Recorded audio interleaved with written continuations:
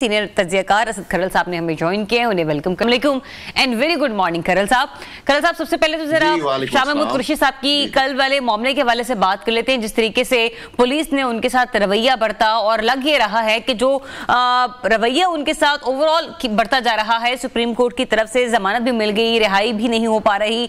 मुझे नहीं लगता कि वो आगे इलेक्शंस में हमें आम इंतखाबात में नजर आएंगे। आपको इलेक्शन कंटेस्ट करते हुए नजर आ रहे हैं?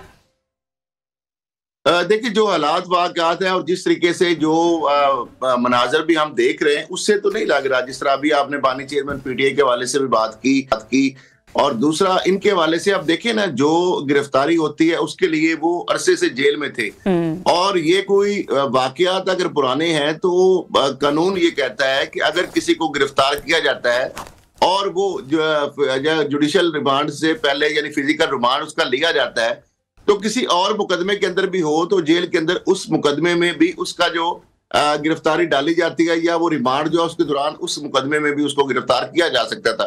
शाह महमूद कुरैशी साहब कोई फरार तो नहीं थे कि उनको पकड़ना या किसी मुकदमे में उनके लिए गिरफ्तारी उनकी करना मुश्किल थी। अब मामला ये है कि पहले तो जब उनको सुप्रीम कोर्ट से साइफर केस के अंदर जमानत मिलती है तो उसके बाद तो मुकदमा नहीं था, वो तो मुकदमा बनाया गया जो कि डिप्टी कमिश्नर की जानब से, रावलपिंडी की जानब से नजरबंदी के अहकाम जारी की, जिसका मकसद यही होता है कि किसी भी अगर जो सियासी कारकुन है या रहनुमा है उसको अगर जेल में बंद रखना मकसूद हो तो मुकदमा ना भी हो तो ये जो 3 MPO इसलिए वो इस्तेमाल किया जाता है मुखालफिन को जेल में रखने के लिए। लेकिन उसके बावजूद वो 3 MPO का जो ऑर्डर है डिप्टी कमिश्नर ने भी वापस ले लिया। अब उसके बाद उनको जेल में रखने का चूंकि जवाब नहीं था, उसके बाद कोई 1-2 नए मुकदमात का जो बताया जा रहा है, जो उनकी साहबजादी के बकौल कि टीवी से उन्हें पता चला है कि उनके वालिद को किसी और मुकदमे के अंदर जो है गिरफ्तार किया गया है या वो किस मुकदमे में या कहां पे रखा गया है।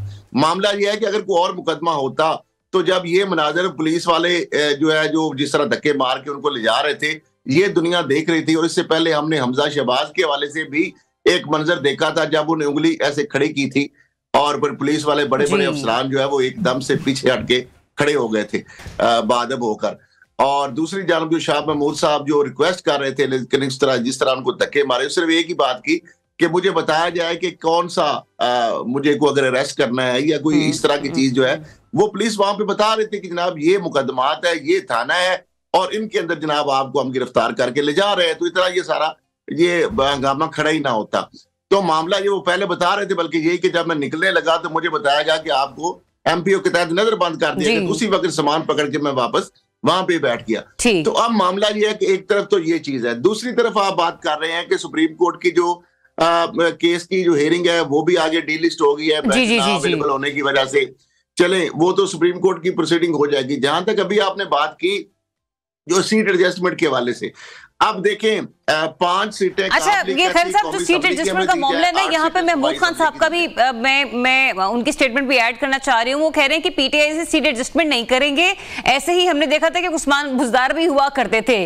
उन दोनों के लिए बानी पीटीआई से पूरी पार्टी वाले एक टांग पर खड़े रहा करते थे। हालांकि उनकी हुकूमत का चेहरा खराब करने में इन दोनों का बहुत बड़ा किरदार है। आपको ऐसा क्यों लगता है कि सियासी जमातें जब इक़्तिदार में आती हैं तो वैसे लोगों को सामने लाती हैं, तो जैसे इक़्तिदार खत्म होते हैं वो बिल्कुल बदल जाते हैं? उस्मान बुज़दार भी हमें कहीं नजर नहीं आते अब? देखिए, उस्मान बुज़दार साहब उस वक्त भी या उससे बाद भी बहुत अरसे से आपको पता है गायब है। वो किसी भी जलसे जुलूस में या किसी भी इस तरह की इवेंट में वो शामिल नहीं होते थे। और उस्मान बुज़दार को पता नहीं किस वजह से वो क्या उनकी खूबी थी, तो फिर क्या वो नहीं, वो उनकी खूबी ये थी कि वो पीटीआई का बेड़ा गर्क करने के लिए आए थे। हाँ जी, तो वो मेहमान अदाकार के तौर पर आए थे और उसके बाद वो देखे जैसे आए थे इस तरह के लोग जो होते हैं पैराशूटर पर ऐसे आते हैं और ऐसे गायब हो जाते हैं और जिस तरह कहते हैं गधे से के सर से सिंह वाला हिसाब है। अब मामला ये है कि ये जो अभी आप बात कर रहे थे सीट एडजस्टमेंट के हवाले से, ये बड़ी इंटरेस्टिंग बात है। मामला ये है कि 20 सीटें कौमी असम्बली की 19 यानी पंजाब से और एक कराची से मांगी है IPP ने। 44 सीटें उन्होंने मांगी है सूबाई पंजाब से नून लीग से एडजस्टमेंट के लिए। 8 सीटें पंजाब से मांगी है असम्बली से और कौमी असम्बली से 5 सीटें मांगी है काफ लीग की जानब से। इस तरीके से अभी आपने फजल रहमान साहब के हवाले से बताया कि उन्होंने भी 8-10 सीटें 6 सीटें सूबाई मांगी है और कौमी की भी 2-3 सीटें टोटल मिला के 9 है ये। 9। अच्छा, मामला ये है कि ये जो सारी सीटें हैं तो टोटल 141 सीटें हैं पंजाब की कौमी की। अगर बात की जाए, राणा सनाउल्लाह साहब ने दावा किया 125-26 ले लेंगे, बाद में एक सर्वे करवाया गया, उन्होंने सर्वे के बाद उन्होंने कहा 100 से ज्यादा सीटें ले लेंगे। अब मामला ये है कि ये एडजस्टमेंट, इसलिए एडजस्टमेंट तो दूर की बात है, नून लीग अपने उम्मीदवारों को अभी तक कौमी और सूबाई उम्मीदवारों की लिस्ट नहीं जारी कर सकी। यानी वो ये नहीं बता सकी कि हमारे किस हल्का से कौमी असम्बली का कौन उम्मीदवार होगा और सूबाई असम्बली से कौन उम्मीदवार होगा। मुसलसल मीटिंग्स हो रही हैं, बोर्ड की डिस्प्यूट कमेटीज बन रही हैं, लेकिन वो जो नून लीग के लोग हैं, जो पीटीआई के लोग थे, मुनर्रफ या आईपीपी या काव लीग के एडजस्ट करने की जब बात करते हैं तो उनके अपने लोग कहते हैं कि हम अपनी सीट से विड्रॉ नहीं करेंगे, अगर आप हमें टिकट नहीं देते तो हमारे साथ सुतेली मो जैसा सलूक करेंगे आप। तो फिर खरद साहब, यहाँ पे पाकिस्तान मुस्लिम लीग नून के लिए कितनी बड़ी मुश्किलात हैं, क्योंकि अभी तक तो उन्होंने इत्तेहाद अपना जो फाइनली मीडिया के सामने भी है वो उनके एमक्यूएम के साथ है और काफ लीग के साथ है। जाहिर सी बात है वो भी तो कुछ ना कुछ मांगेंगे, वो भी तो खाली हाथ लौटने वाले नहीं है।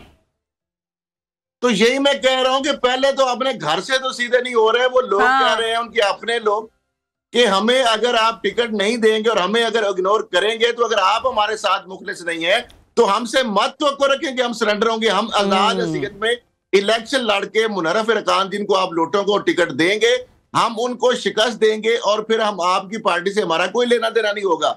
ये इसलिए वो फंसे हुए हैं, वो ऐलान नहीं कर पा रहे। एक एक हल्के के अंदर 8-8, 10-10 लोगों ने अप्लाई किया हुआ है। बिल्कुल ऐसे तो मामला ये है कि सीट एडजस्टमेंट तो बड़ी दूर की बात, पहले अपने ही, अब देखे ना फजल रहमान साहब की जानिब से और ये जो सर तहरर साहब खासे भी बड़े हमें गुस्से में नजर आ रहे हैं। उन्होंने मेरे ख्याल में कुछ 6-7 हल्कों से कागजात नामजदगी जमा करवाए, टिकट उन्हें मिल नहीं रहा है।